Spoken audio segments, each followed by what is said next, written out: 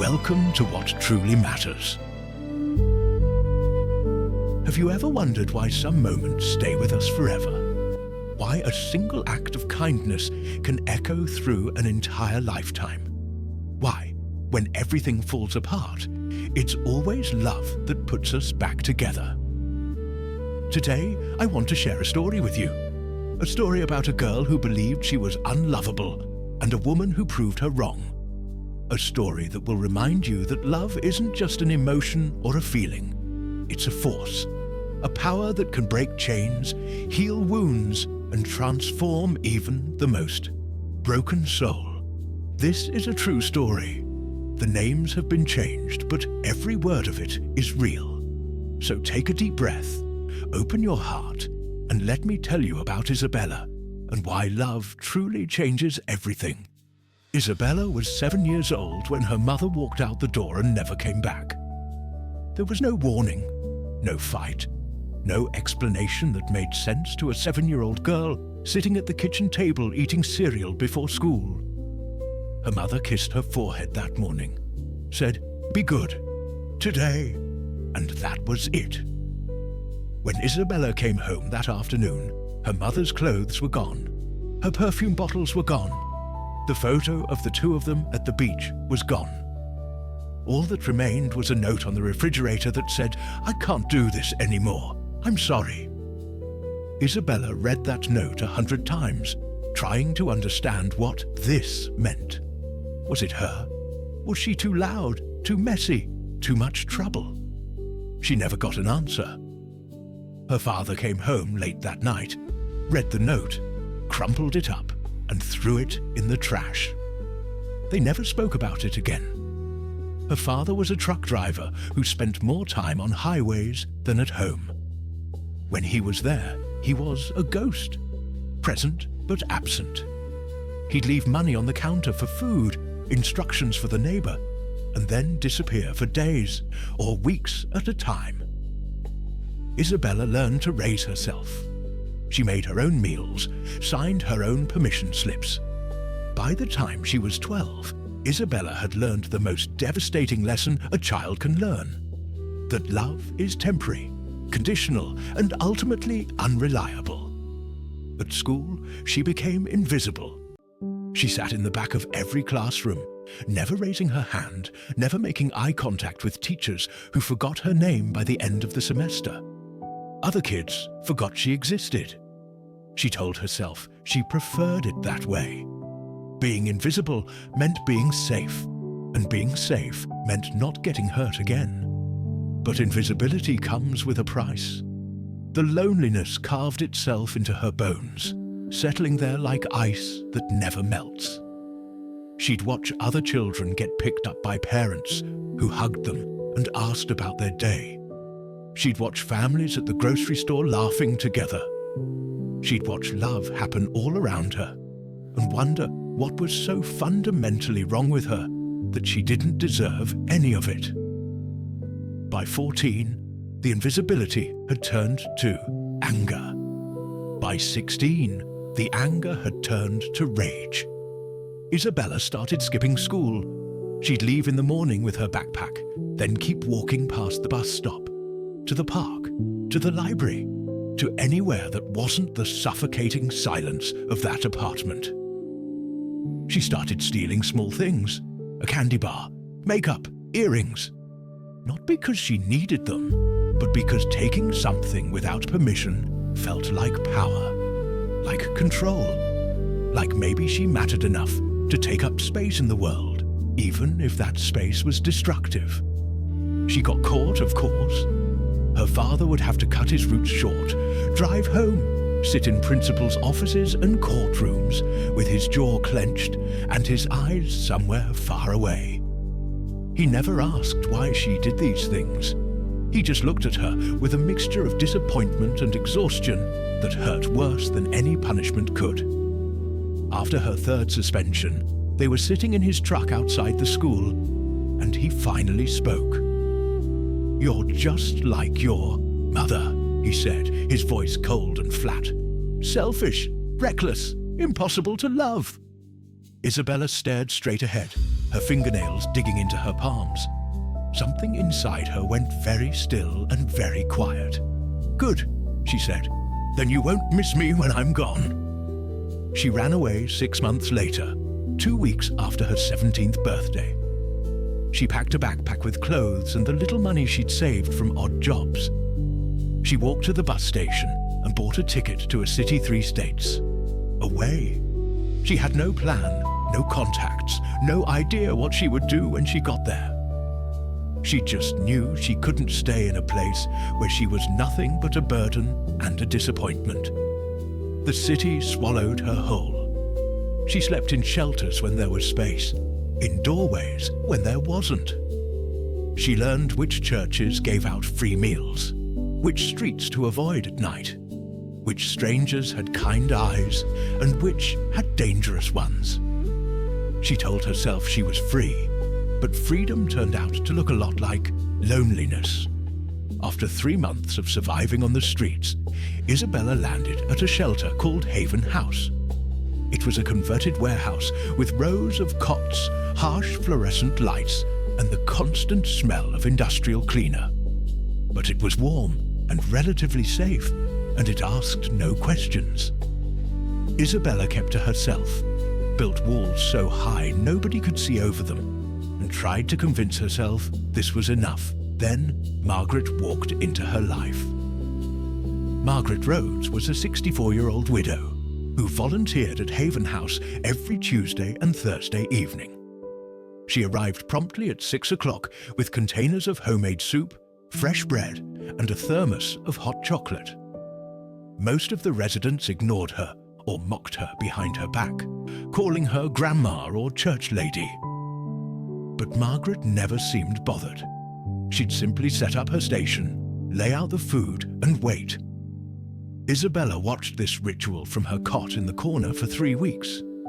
She was suspicious of anyone who did anything for free, convinced there had to be an angle, a catch, a price to pay eventually.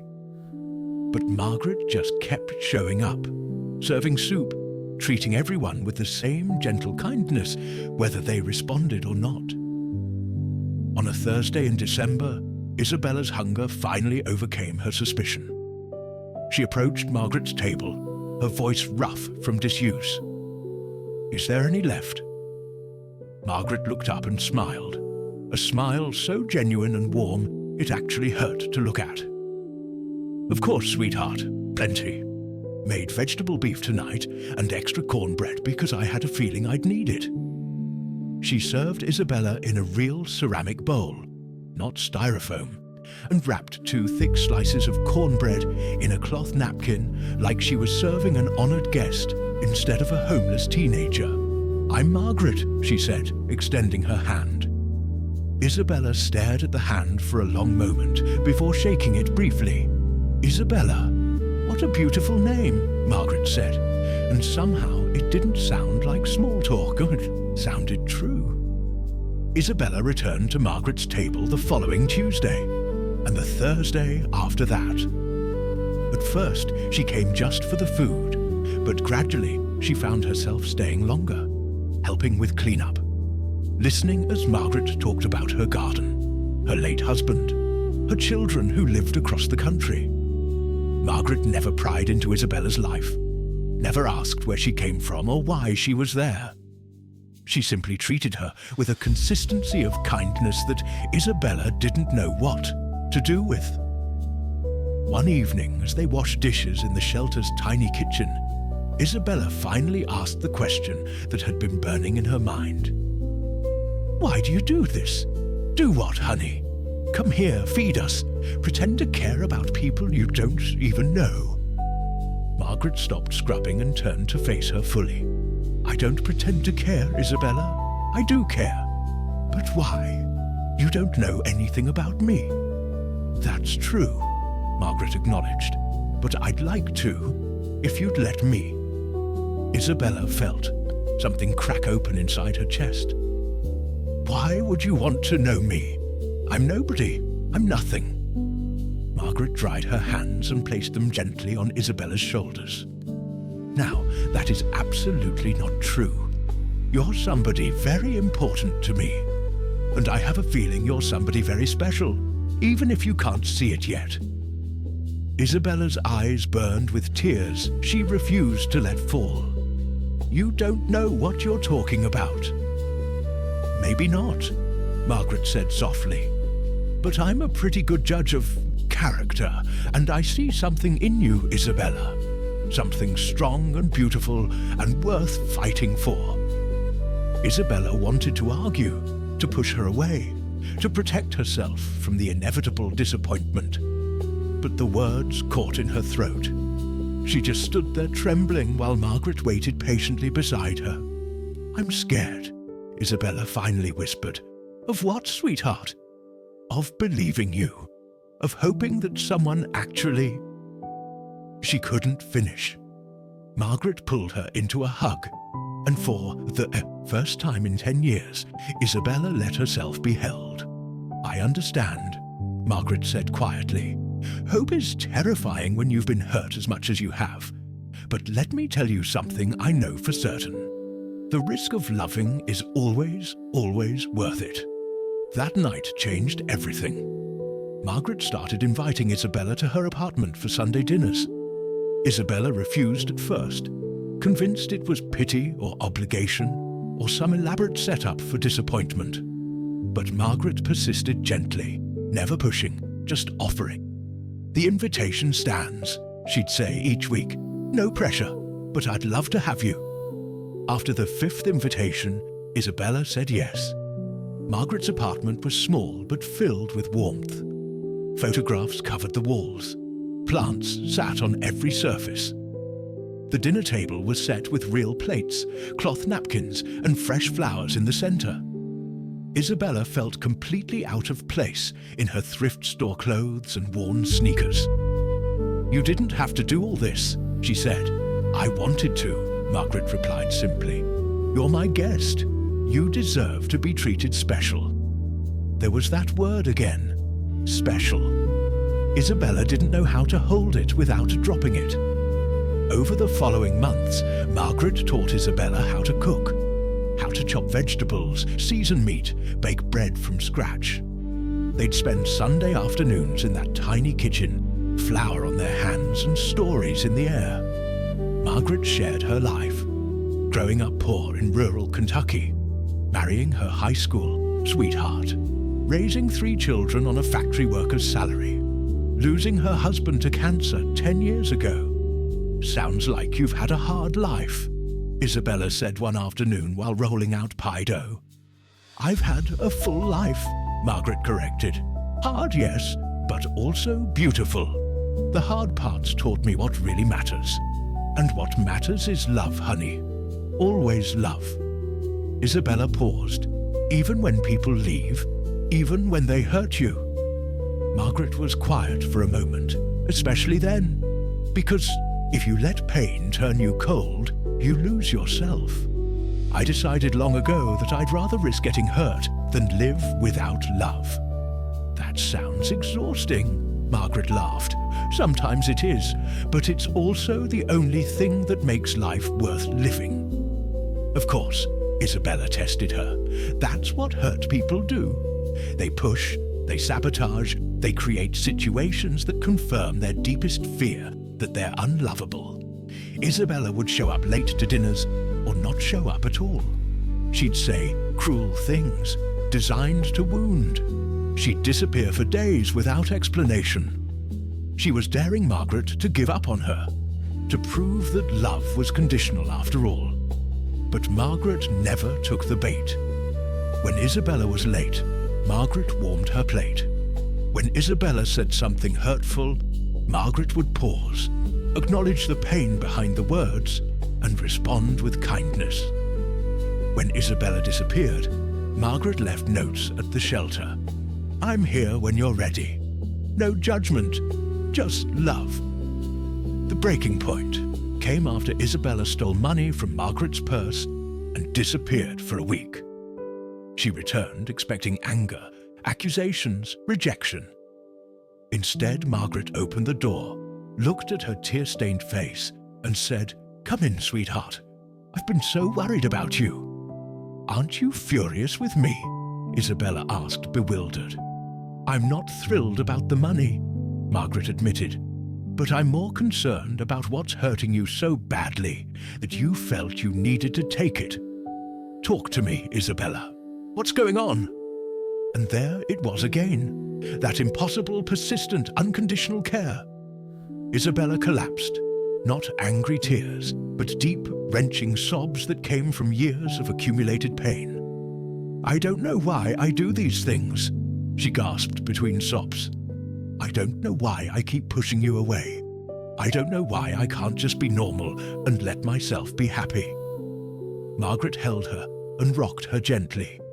Because you've been hurt, baby. Deeply hurt, and hurt people protect themselves the only way they know how. But you don't have to protect yourself from me. I'm not going anywhere. How can you promise that? Isabella cried. Everyone leaves eventually. Not everyone, Margaret said firmly. I'm still here. I'll be here tomorrow, and the day after that, and every day after that. Because I love you, Isabella.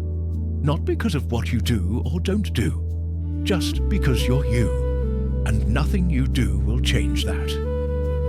It was the first time anyone had ever said those words to her. Isabella cried until she had nothing left, and Margaret just held her, whispering over and over, You're safe, you're loved, you're not alone anymore. Something fundamental shifted in Isabella after that night. It wasn't sudden or dramatic.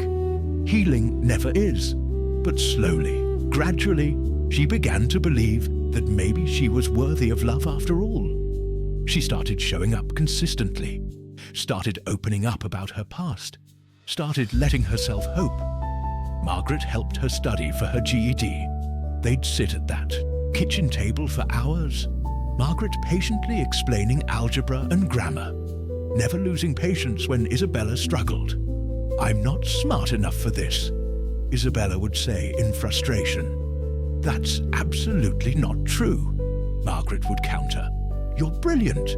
You've just never had anyone believe in you before. Well, I believe in you, and I'm not going anywhere until you believe in yourself too.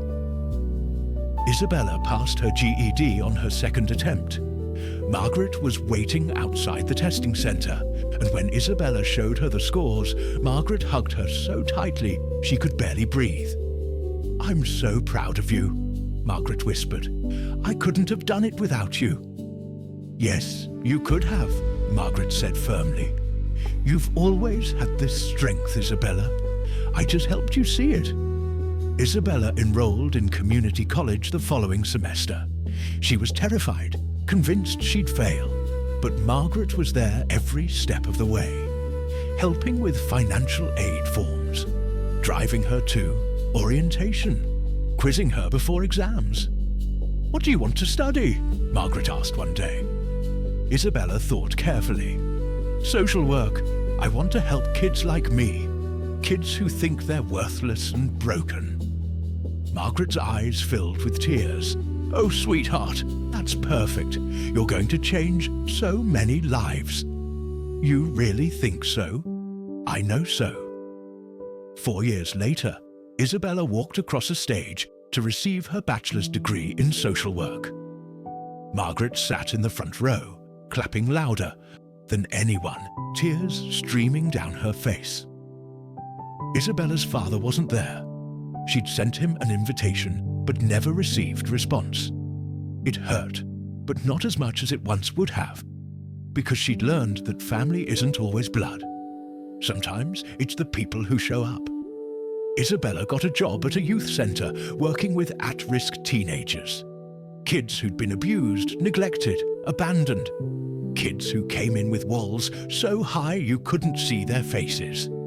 Kids who reminded her exactly of who she used to be.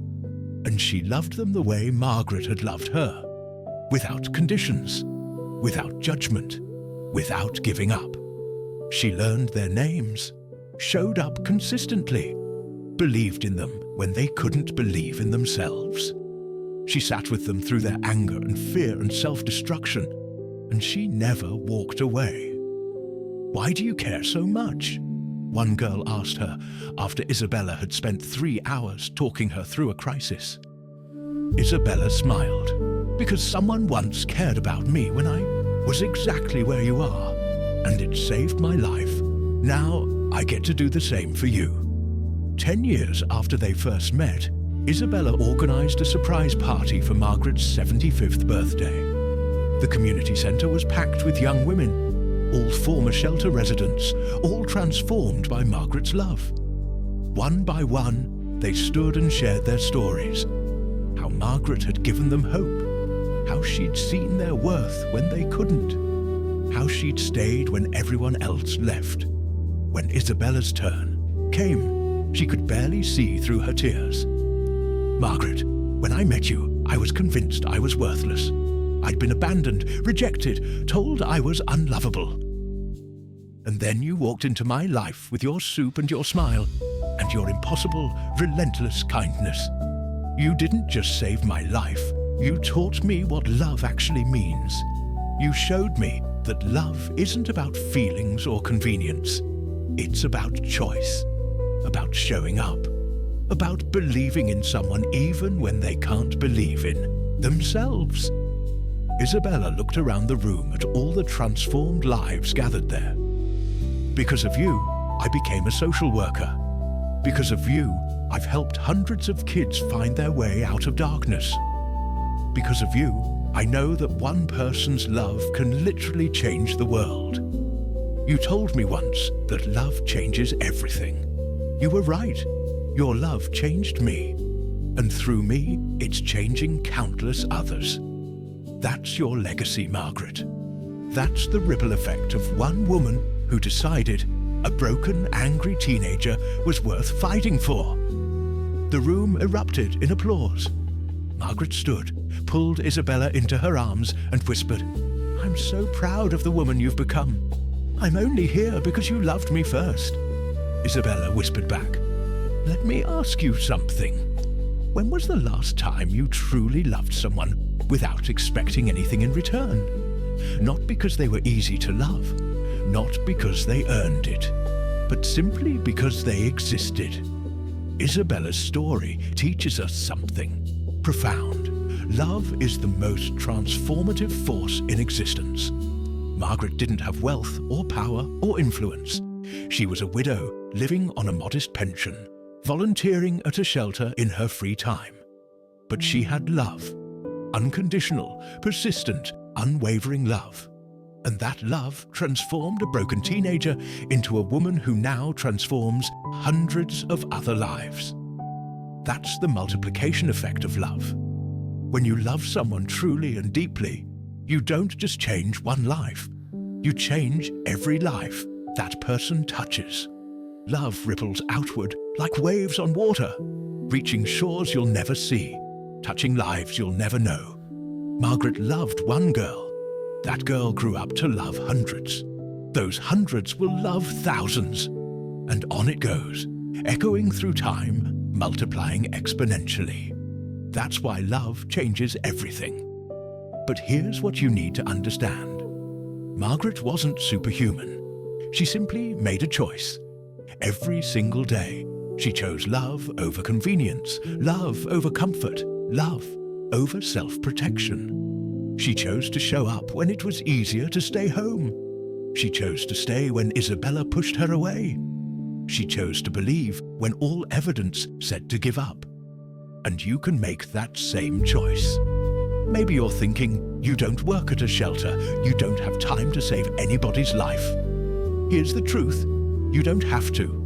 Love doesn't require grand gestures. It requires presence. That co-worker who seems angry all the time. Maybe they're fighting battles you know nothing about. What if you chose to show them kindness anyway? That teenager in your life who's pulling away. Maybe they're desperate for someone to believe in them. What if you refuse to give up?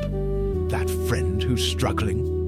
Maybe they're drowning and too ashamed to ask for help. What if you reached out consistently, persistently, lovingly?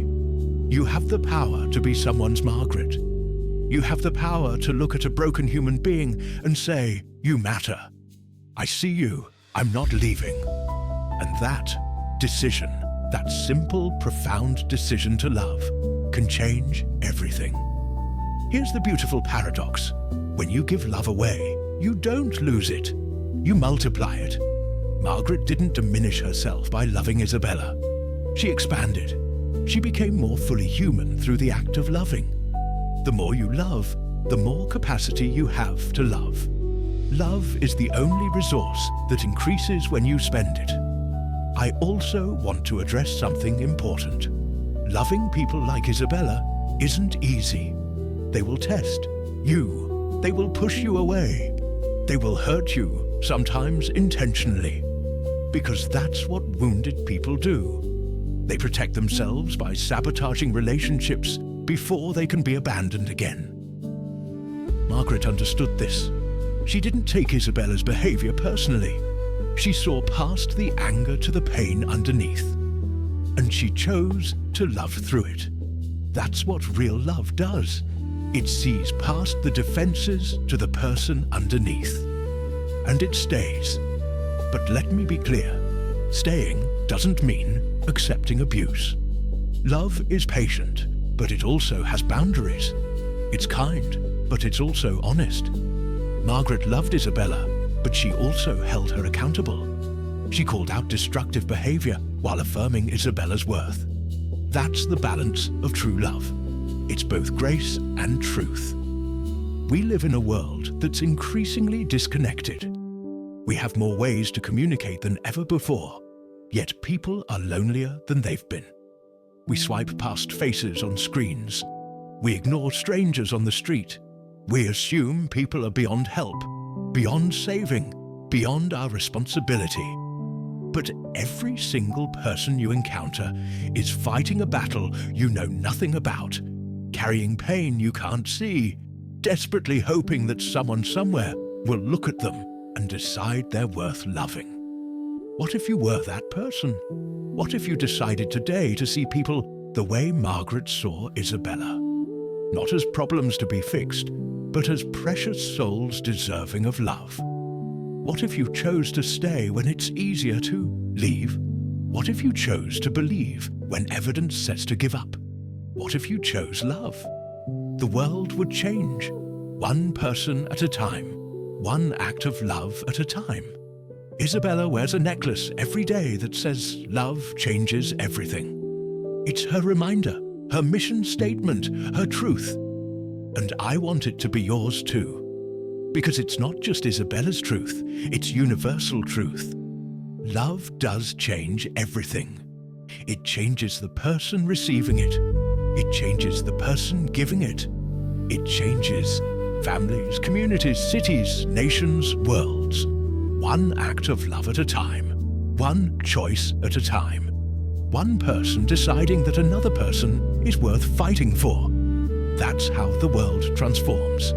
So why does love change everything? Because love is the only force powerful enough to break through walls we've spent lifetimes building. Because love sees potential where everyone else sees problems.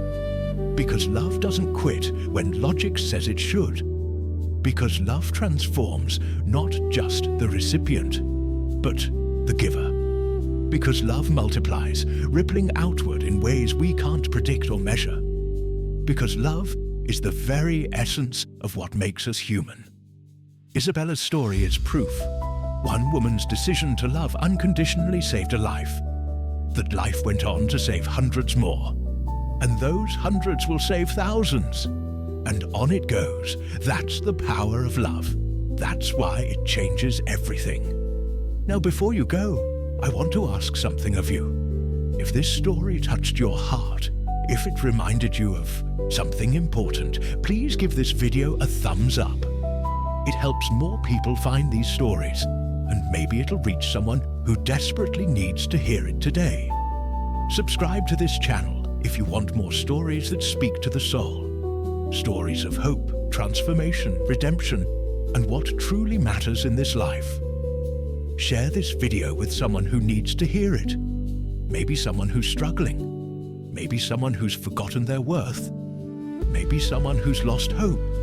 Or maybe someone Who has the capacity to be someone else's Margaret and just needs the reminder? And please leave a comment below. Tell me, who was your Margaret? Who loved you when you needed it most? Or maybe you've been someone's Margaret. I want to hear that story too. Your words inspire not just me, but everyone who reads them.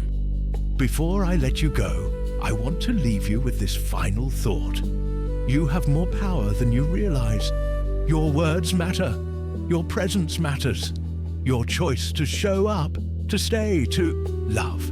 It all matters more than you can possibly imagine. You might be the only person who truly sees someone today, and that might be exactly what saves their life. So don't underestimate the power of a kind word, a genuine smile, a listening ear, a consistent presence. Don't underestimate the power of love. Because Margaret didn't do anything extraordinary. She just chose every single day to love. And that changed everything. You can do the same. Starting right now. Starting today. Look around you. See the people who are invisible, the ones who are struggling, the ones who've been told they don't matter. And love them. Simply, persistently, unconditionally. Because you never know whose life you're going to save. You never know whose story you're going to transform. You never know what ripples your love will create. All you have to do is choose it. Choose love over fear. Choose presence over convenience. Choose to stay when everyone else leaves. Choose to believe when the evidence says to quit. Choose love. Because love, my friends, changes everything. Thank you for being here. Thank you for listening. Thank you for caring about what truly matters. And you, what truly matters to you.